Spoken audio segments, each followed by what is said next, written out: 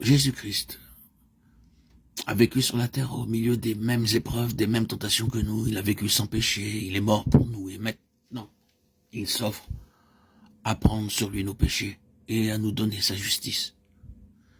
Si vous vous donnez à lui et si vous l'acceptez comme votre sauveur, quelque coupable que votre vie ait pu être, vous êtes à cause de lui considéré comme étant juste.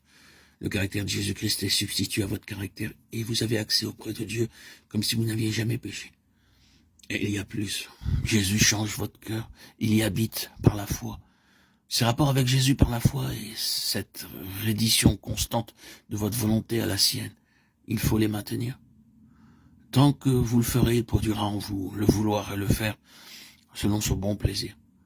Vous pourrez donc dire, si je vis, ce n'est plus moi qui vis, c'est Christ qui vit en moi. Si je vis maintenant dans la chair, je vis dans la foi au Fils de Dieu qui m'a aimé et qui s'est livré lui-même pour moi. Galates 2:20. C'est ainsi que Jésus pouvait dire à ses disciples, ce n'est pas vous qui parlerez, c'est l'Esprit de votre Père qui parlera en vous. Matthieu 10:20. Alors l'Esprit de Jésus-Christ agissant en vous, vous permettra de manifester les mêmes dispositions que lui et vous accomplirez les mêmes œuvres, des œuvres de justice et d'obéissance.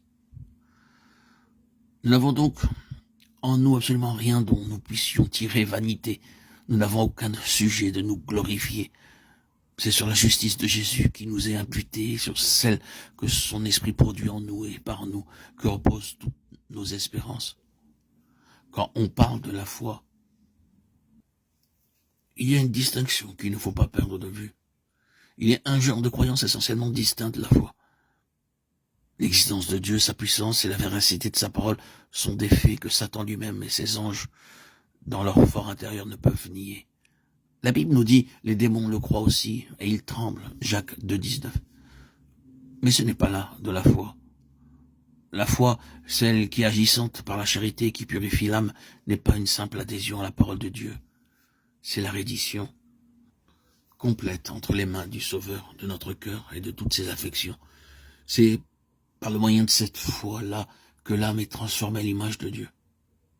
Et ainsi, le cœur qui, dans sa condition irrégénérée, ne se soumet pas à la loi de Dieu, il ne le peut même pas, trouve désormais son plaisir dans la pratique de ses saints préceptes et s'écrit avec le psalmiste, « Combien j'aime ta loi !»